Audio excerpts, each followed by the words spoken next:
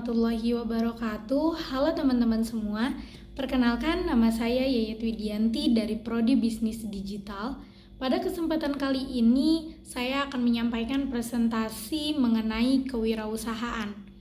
Baik teman-teman, sebelum masuk ke dalam materi, ada beberapa poin yang nantinya akan kita bahas. Yang pertama yaitu mengenai konsep dan teori kewirausahaan. Yang kedua, proses dan fungsi kewirausahaan.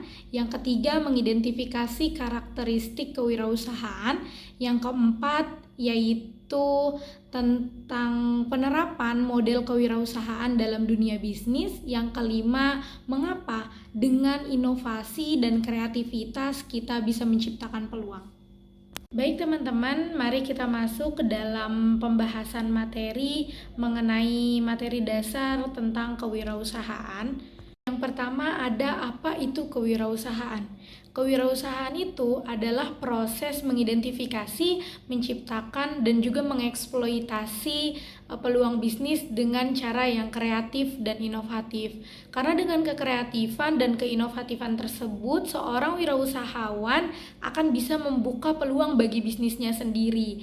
Nah, mengenai teori kewirausahaan, akan saya ringkas menjadi 4.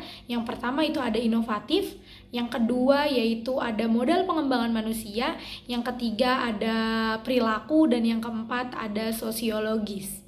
Nah, mari kita bahas mengenai 4 teori tersebut. Yang pertama itu ada inovatif. Mengapa sih inovatif ini selalu disangkut pautkan dengan kewirausahaan? Karena dengan keinovatifan dan kekreatifan ini, sang wirausaha bisa menarik konsumen mereka, baik itu dari segi layanan yang berinovatif dan juga kreatif, baik itu dari produk yang menarik dan segala macamnya, sehingga itu bisa mendatangkan konsumen untuk mencoba produk mereka. Nah, yang kedua ada pengembangan modal manusia. Pengembangan modal manusia ini sebagai faktor-faktor internal dan personal di dalam keinovasian tersebut.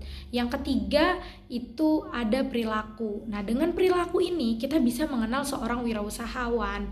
Nah, dimulai dari keberaniannya dalam mengambil resiko, kemudian dari penyelesaiannya, dari tanggapannya untuk menyelesaikan sebuah masalah. Nah, itu semua penting. Dan yang ketiga adalah sosiologis. Nah, dari sosiologis ini kita bisa melihat dan mencerna bagaimana satu produk ini ditanggapi oleh lingkungan. Nah, dari sini juga kita bisa melihat bahwa bagaimana sih kondisi produk ini di dalam lingkungannya dan juga perkembangan penjualannya dan segala macamnya.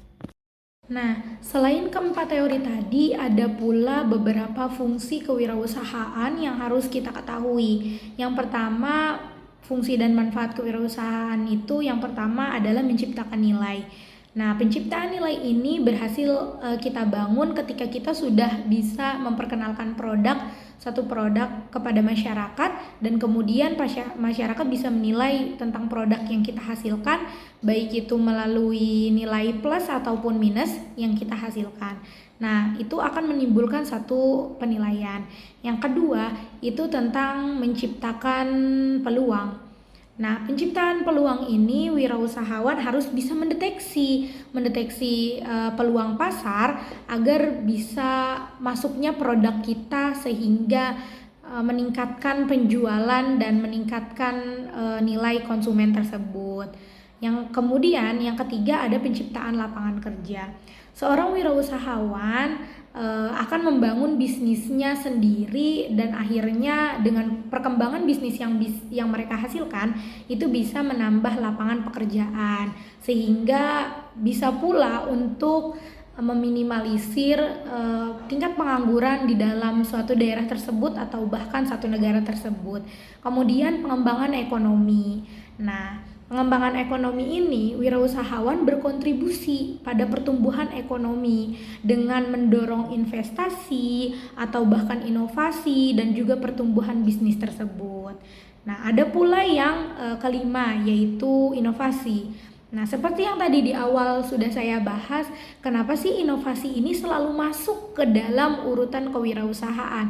Baik dalam segala aspek inovasi ini akan masuk, karena memang dengan inovasi, kreativitas, dan segala macam itu bisa meningkatkan produk yang kita bangun, atau mungkin itu juga bisa mengambil minat konsumen, karena dengan inovasi kita bisa menciptakan ide-ide baru sehingga itu semua bisa menarik konsumen dan menciptakan hal baru di dalam kebiasaan masyarakat. Kemudian ada yang terakhir, yaitu menciptakan persaingan. Nah, dengan persaingan ini selain memacu kesemangatan kita untuk terus berinovasi dan berkreasi, persaingan ini juga berfungsi untuk meningkatkan rating tinggi produk tersebut yang kita hasilkan, baik itu dalam segi pakaian, kosmetik, skincare, dan segala macamnya. Tingkat persaingan ini memang akan selalu terjalin di dalam dunia bisnis, dan karena itu mengapa dunia bisnis disebut dunia yang kejam, karena persaingan akan selalu tercipta di antara dunia bisnis ini. Dan fungsi dari persaingan dunia bisnis ini banyak pula fungsinya di dalam kewirausahaan, karena tanpa adanya persaingan ini satu perusahaan atau kewirausahaan tidak akan naik. Nah, jadi inilah fungsi dari persaingan. Kemudian fungsi kewirausahaan. Kewirausahaan itu adalah satu proses di mana individu dan kelompok itu menciptakan dan juga mengembangkan bisnis. Dengan cara apa? Dengan cara mengidentifikasi peluang, kemudian mengumpulkan sumber daya alam, dan juga melaksanakan rencana. Selain rencana yang sudah disusun dengan matang dan segala macamnya, kemudian juga ada pula proses yang harus dilakukan, yang terus selalu harus dilakukan, yaitu berinovasi dan memantau sehingga bisnis tersebut bisa mencapai kesuksesannya. Nah, mengenai fungsi dan juga teori tadi sudah saya bahas terlebih dahulu, teman-teman bisa kembali mencermatinya. Nah, untuk selanjutnya yaitu karakteristik kewirausahaan. Nah, karakteristik kewirausahaan ini harus bisa mencangkup atribut dan perilaku seorang wirausahaan, baik dalam segi individu ataupun kelompok. Yang pertama yaitu ada inovatif. Nah, lagi-lagi inovatif ini masuk ke dalam aspek kewirausahaan, karena memang seorang kewirausahaan itu harus memiliki kemampuan untuk menghasilkan ide-ide baru sehingga bisa menciptakan layanan, produk, atau model di dalam bisnis mereka. Yang kedua yaitu mengambil resiko. Nah, seorang wirausahaan itu harus berani mengambil resiko, baik itu tentang ketidakpastian untuk memulai bisnis mereka atau segala macam, karena dengan pengambilan resiko ini dan juga keberanian mereka itu bisa menentukan mau dibawa kemana bisnis mereka ini, apakah akan maju atau bagaimana. Nah, ini sangat-sangat diperlukan untuk keberanian mengambil resiko. Yang ketiga ada kreatif. Selain inovatif, seorang wirausahaan juga dituntut untuk bisa kreatif, karena kekreatifan ini melibatkan kemampuan ya untuk berpikir dan mendeteksi gitu, menemukan hal baru atau solusi baru untuk masalah yang dihadapi dari bisnis yang dijalankan, atau dari bisnis atau permasalahan yang dihadapi oleh bisnis mereka. Kemudian yang keempat, pemimpin. Ya, wirausahaan harus memiliki karakteristik kepemimpinan, karena wirausahaan itu dia akan dituntut untuk bisa menginspirasi, memotivasi, dan juga mengarahkan orang lain sehingga apa yang dia targetkan atau visi misi yang telah dia rencanakan sebelumnya itu bisa terwujudkan atau terrealisasi. Yang kelima ada visioner. Nah, visioner ini yaitu visi misi yang jelas. Dengan visioner ini, dengan sikap visioner ini, pemimpin harus bisa mengarahkan tujuan bisnis mereka ini akan dibawa kemana dan harus mencapai target yang seperti apa. Nah, seorang pemimpin harus lengkap dengan sikap visioner mereka. Kemudian yang keenam, fleksibel. Kewirausahaan itu pasti akan dituntut dengan kelincahan, kemudian juga ketangkasan, kecepatannya untuk beradaptasi dengan pasar, baik itu dalam mengejar teknologi, kemudian lingkungan bisnis yang akan selalu berubah-ubah. Nah, dengan kefleksibelan ini, seorang wirausahawan bisa mengejar fashion terbaru yang ada di dalam pasaran. Nah, yang ketujuh yaitu memiliki ketekunan. Seorang wirausahaan yang sukses tidak akan luput dari sikap ketekunannya. Karena dengan ketekunan ini, wirausahaan akan terus bertahan dengan kegigihannya, dengan kegagalannya. Meskipun dengan kegagalan, itu semua akan selalu ia usahakan gimana caranya untuk mereka selalu fokus pada tujuan meskipun awalnya gagal. Karena lagi-lagi ketangguhan, ketekunan itu dibutuhkan dalam yang namanya usaha ya. Nah, kemudian yang kedelapan yaitu kemampuan untuk memanajemen. Mereka wajib memiliki kemampuan untuk mengelola sumber daya dan juga waktu, tenaga kerja, dan segala macamnya untuk menghasilkan apa yang diminati oleh pasar. Nah, yang ke-9 itu ada network yang kuat. Nah, network yang kuat ini yaitu kewirausahaan harus melibatkan kemampuan untuk membangun dan memelihara jaringan yang mereka miliki. Nah, ini masuk melalui contoh investor, pelanggan, dan juga mitra bisnis. Nah, ini semua jaringan yang dibutuhkan dalam membangun bisnis. Yang ke-10 ada orientasi pasar.